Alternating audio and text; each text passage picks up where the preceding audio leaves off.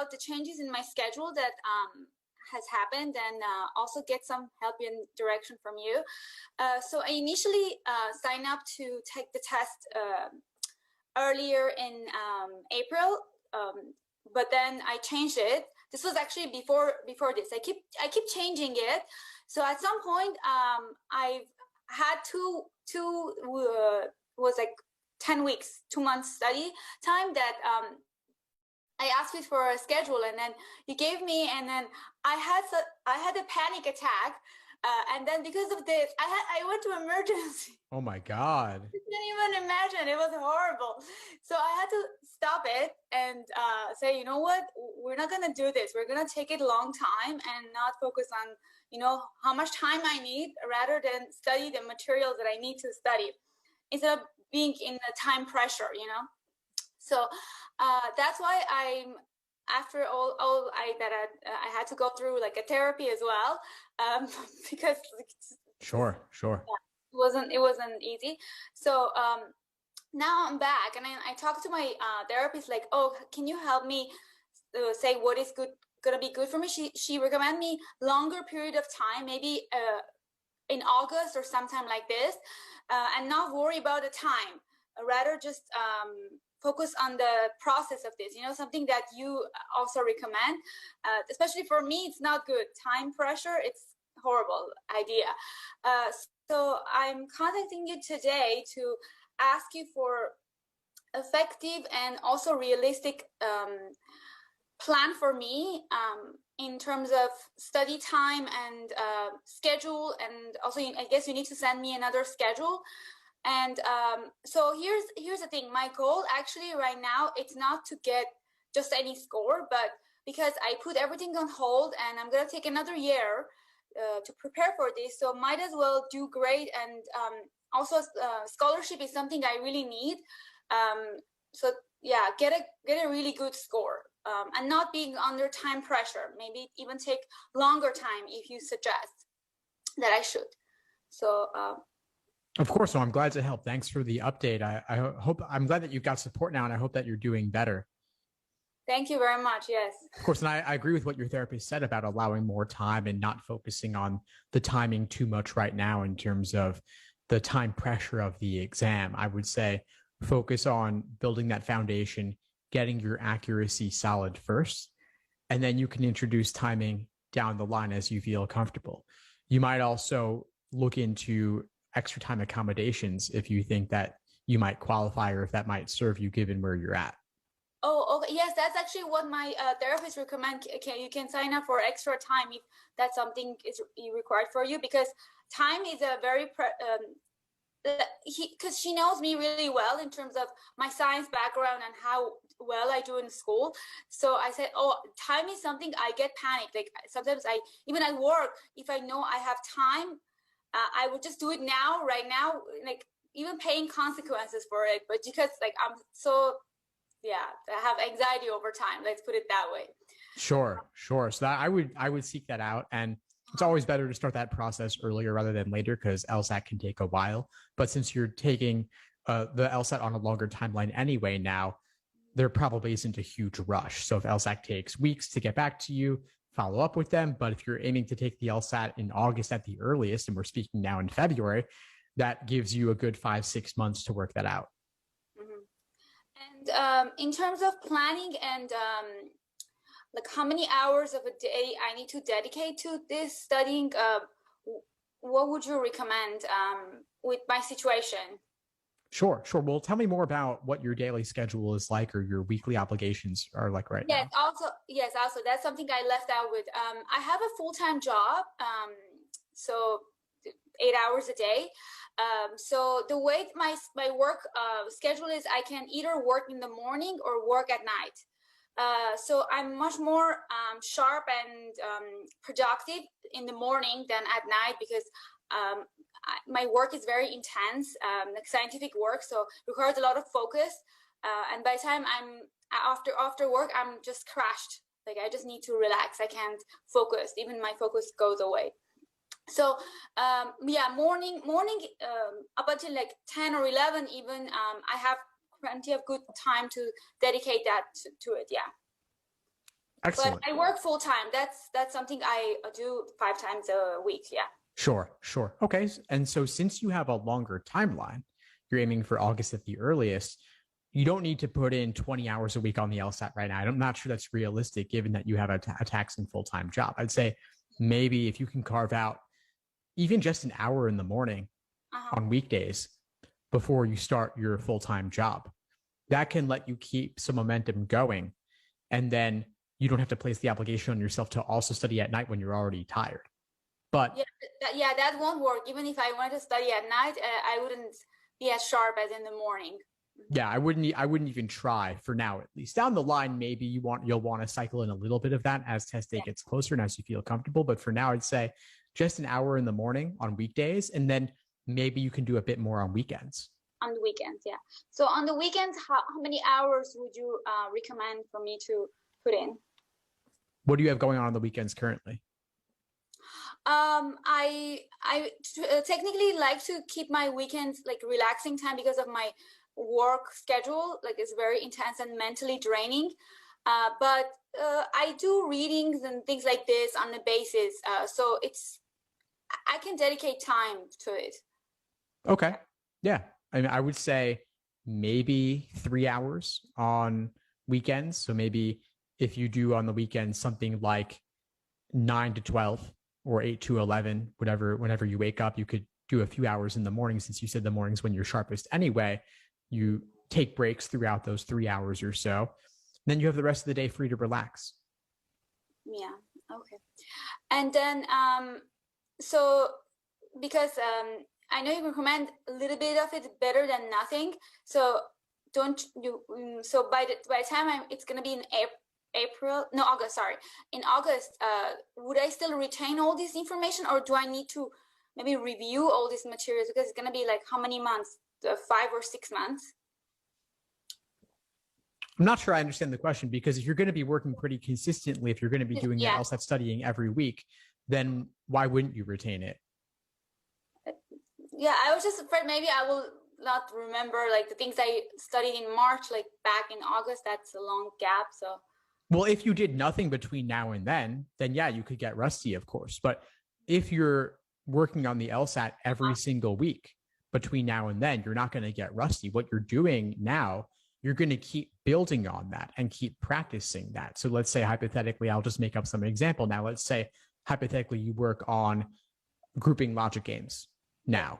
So you can study grouping logic games and focus on that for a day or for a couple of days and then move on to logical reasoning and reading comp, but you'll still go back to logic games frequently. So the logic games work won't get rusty. You're going to keep working on it. You might be working on things untimed by question type earlier in the process to build that foundation, but you will still keep encountering those questions, even when you're doing individual timed sections or full length exams. You're going to keep encountering them just in different contexts, but the skills that you're practicing now, you'll continue using them throughout. yeah, and then I have to do in the schedule. I also have a full length exams, right? So that will be a good reason to not forget things, right? Exactly. That's the whole point. We're building up to that, and you can cycle them in throughout as well. And by the way, I wanted to mention that the plan I laid out for you of doing maybe an hour a day on weekdays in the morning and then maybe 3 hours a day on weekends, that's just one hypothetical schedule. There might be some mornings where you don't want to touch the LSAT at all. There might be another morning where you wake up extra early for some reason because you can't sleep, and maybe you'll want to do a bit more than if that would serve you.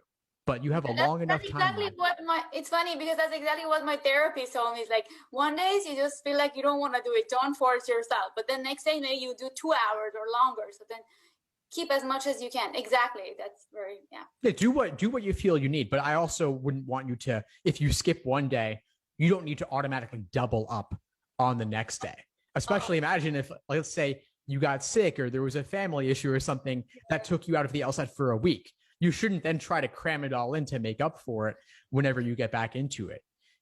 You have a long enough timeline that you can take it slow and you don't need to ever feel the need to cram on this. Yes, okay. And then so you changed your website, right? I'm not familiar with it as much. So if you can please tell me what are the things I need to do in terms of watching videos, learning the content, which is in the videos, right? And then doing the practice tests that is recommended by you. Of course. Yeah. I actually created an entire orientation video in the new course platform to show you the walkthrough. So it's under foundation, the foundation section. One of the very first videos is the orientation specifically for the new course website to show you how to navigate it and show you where to find different things. So take a look at that. If you still have questions after watching it, let me know, but I'm actually showing and demoing what it looks like. Oh, perfect. Now, I haven't watched. I'll definitely watch it. Okay. The other question I have, so yes, do you recommend other resources besides your videos and practice exams that I do? Do you think I would be, because I have no, like say I'm freshly brained, like I have no idea about LSAT, right? And I wanted to start learning all these skills and everything.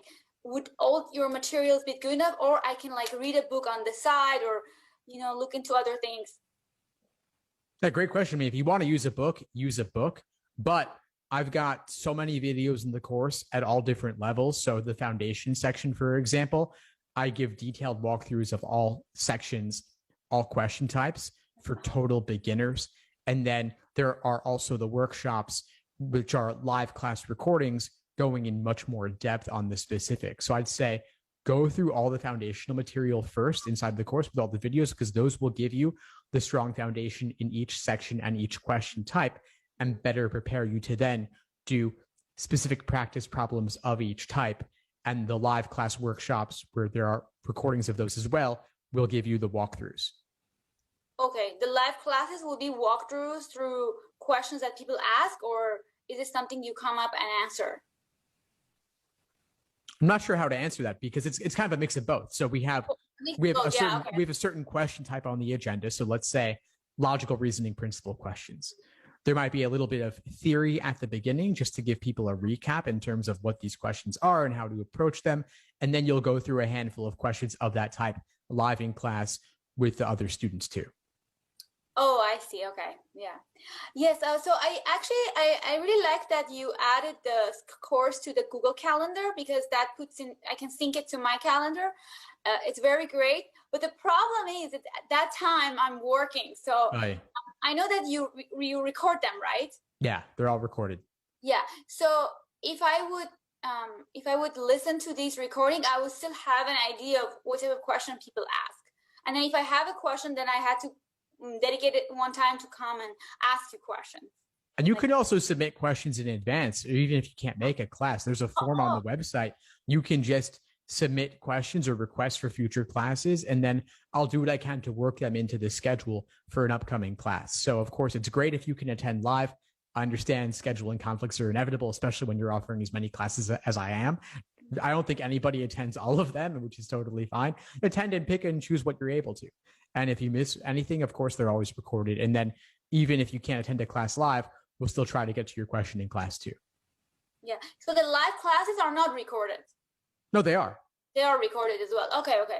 Yeah, every class is recorded and uploaded to the course platform. So anything you miss, it'll all be there. And so the course library is growing more and more and more over time. I've done, I think, at least 5 or 6 classes on just logical reasoning flaw questions alone from all different angles. And so we're going to have multiple perspectives covering all different stuff.